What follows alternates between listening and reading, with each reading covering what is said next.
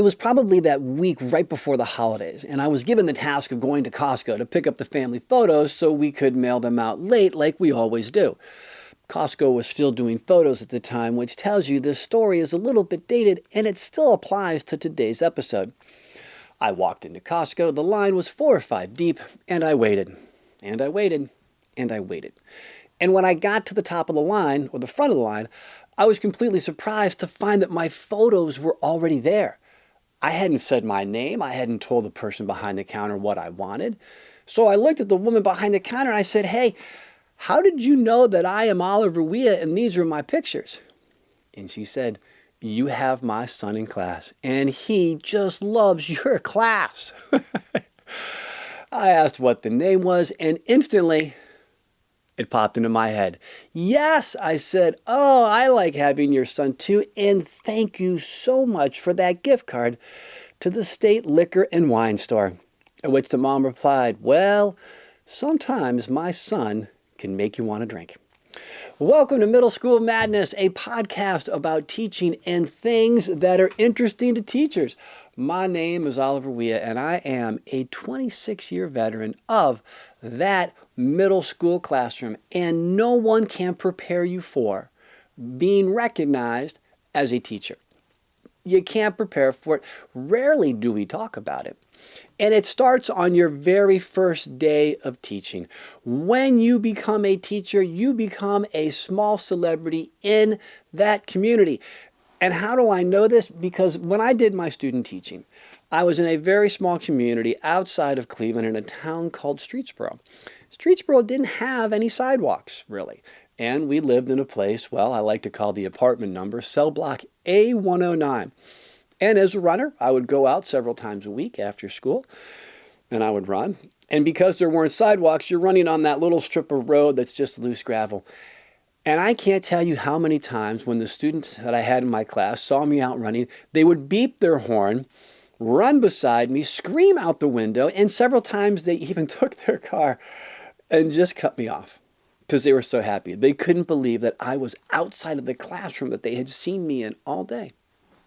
And so sure enough, I would begin my student teaching career and I would be halfway through the class and one of the students would raise their hand and be like, "Oh, Mr. Weah, we totally saw you yesterday. You were like running." At which, as a young teacher, you're completely blown because you're trying to like craft a lesson, keep them engaged, and now you're just thrown off topic by the kid who threw his hands up and said he saw you running. And then, of course, another student would say that they've seen you running the day before. And then I would have to teach them a lesson on how to greet somebody as they're running, because clearly this was not something they had seen a lot of. I'd be like, "Hey, look, when you see me running, please don't drive up behind me and honk the horn. It's kind of scary. You don't need to, turn in front of me to stop, to wave at me. I do exist. I'll hear you. It is kind to drive past, get in front of me, and then beep your horn and wave in a friendly manner so we can both go about our way." And it was in this moment that I realized that you are a small celebrity. You are somebody that they see in the classroom and many times are excited to see outside of the classroom. And as a teacher, you become this little mini celebrity that has pros and cons. And the first thing is, where do you live, right? Do you live in the community that you teach in? Do you live outside of the community that you teach in? Now, I had the wonderful experience of growing up with my dad, who lived and taught in that same community. And if I had a nickel for every time we went out and we would be at a restaurant or a store, and somebody would walk up to my dad and say, "Hey, hello, Mr. Weah, do you remember me? I took your class back in 19, blah, blah, blah." And my dad was always so polite. He was great. He'd be like, "Well, of course I remember you." And they would talk about the class and he would say, "Thank you for remembering." And this happened for my entire life. And people knew where we lived in the community. How? Because my dad was also the local soccer coach, and many times he would have the team over for dinners and they would watch tape. People knew where we lived in the community. And because of this, there was always this idea that, well, people were watching. And if you equate this from the 80s, maybe now to 2024, this would be like, what is your online presence? How did the Weahs of Cleveland, Ohio keep their house, right?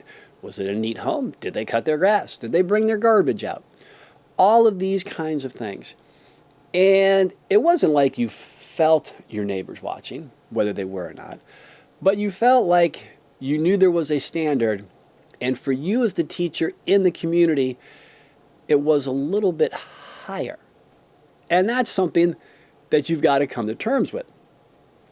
And one of the things that we began to ask ourselves when I went to graduate school all of 26 years ago, and it was a funny question that somewhat touched upon this, which was, could you go to a local restaurant or could you go to a local bar in the community that you teach and order alcohol?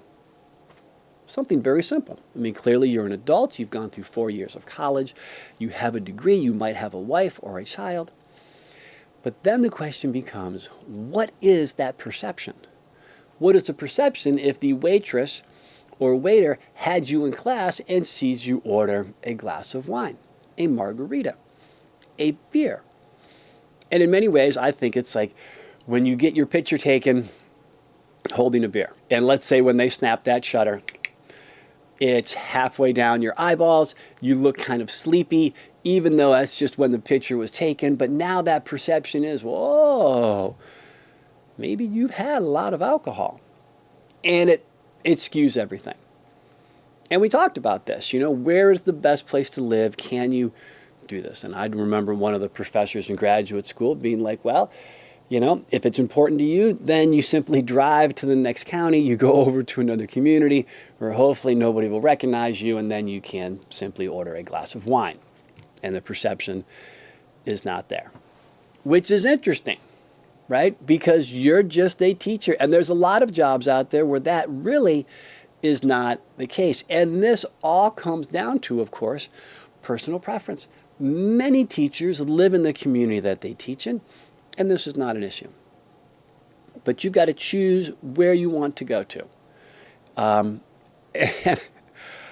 we chose to live outside of the district that I currently teach in, because I think of what I encountered during my student teaching, which was wherever I went, my students were always there. They always bumped into us. And you felt like a small town celebrity. And so one night, many years ago, we decided to go to a Japanese steakhouse because they're fun, right? They do the cooking in front of you. And it wasn't all of my kids, it was maybe one or two of them. And so we drive into the community that I teach in, and lo and behold, the hostess was a former student. And as we're walking to our table, the busboy says hi to me because he knew me as well. And then we sit down at the table, which I think they usually seat like 8 people at the table. Every person at that table was related some way to the school in which I taught, which was incredible. I mean, it was like they had had a daughter that was currently there. They had had a son that was, maybe a year removed from it. And it was nice to sit there. But as that teacher, I felt like now there was a spotlight on me, literally. How well could I use my chopsticks? Did I pick up every grain of rice? Did I finish all my food? Was I polite to the people around me? Because they were literally watching me. They knew that I was a teacher. They would probably go back to their homes, their plans, their communities, and be like, hey, you'll never believe who I actually had dinner with tonight. You had dinner with Mr. Wea? That is crazy.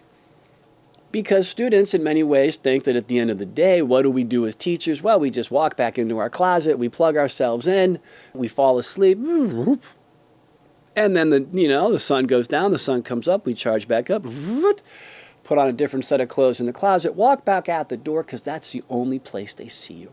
During this dinner, I realized that there is a higher standard there. And that's just the way it is. And depending on your personality will be depending on where you choose to live as you become a teacher. But there are also going to be times in your teaching career where you literally cannot hide from being recognized. There's no way. You're going to travel and people are going to find you. Because many times in my teaching career, I have been in places in the United States and people have found me. One time, for one of our anniversaries, we decided to go down to Fort Lauderdale, Florida. We had arranged so all 4 kids were at different spots. We had this very short window. Fort Lauderdale. We have never gone to Fort Lauderdale, and I have never gone back. And we were hanging out, let's just say at a Marriott in a miscellaneous town of Fort Lauderdale next to Slip F-18, close to Bahia Mar. And I am sitting there, shirtless, by the pool. I got my wife next to me. And I look across the pool, and I'm like, hey, I think that kid played soccer for me, except he's a twin, but I don't see his brother anywhere. This is kind of weird. And of course, I look at my wife. She's like, well, a lot of people out there. And then I kid you not, probably about 5-10 minutes later, the entire family comes by. I am shirtless, dad bod, bathing on a lounge chair in Fort Lauderdale. And just like my father, hey, Mr. Weah, do you remember us? And of course I do. And then I tell them the story. I saw you earlier, but clearly there's your twin brother right there. And you got a sister. And hello, Mr. and Mrs. And it's great to see you. And we talked about their time in the middle school. And we talked about like a soccer speech that they remembered that I had written. And it really was like unbelievable, because here we were in this crazy part of the United States, Fort Lauderdale. And I was recognized. And I felt like a celebrity because they came to me. And you realize at this moment that the moment you become a teacher is very similar to the moment you become a small celebrity. Meaning, you are going to give up some of your privacy to be a teacher. It's just how it is. They're going to want to know about you. They're going to want to know about what you do. And you've got to find that nice balance, because no one really thinks about this. I just want to teach. I like working with kids. Public education's my thing, maybe private education. But the moment you put that title above your door, teacher, is the moment you're going to give up a little bit of your privacy, no matter where you go. Whether it's Fort Lauderdale, whether it's a restaurant, whether you're just trying to run, whether you go to a 5K and bump into somebody, whether the lady at Costco who hands you your pictures knows you, you lose a little bit of it. And that's okay, because in many times it is a wonderful, wonderful feeling. If you have a funny moment where you have been recognized, please leave a comment down below. If you enjoy talking about teaching and things that are interesting to teachers, hey, drop me an email. It would be nice to have another voice on the show where we can talk about teaching. Remember that being a teacher, you will get recognized. It is now time to punch out, wash up, and leave the greatest playground in the world, your classroom. Until next time, we will see you in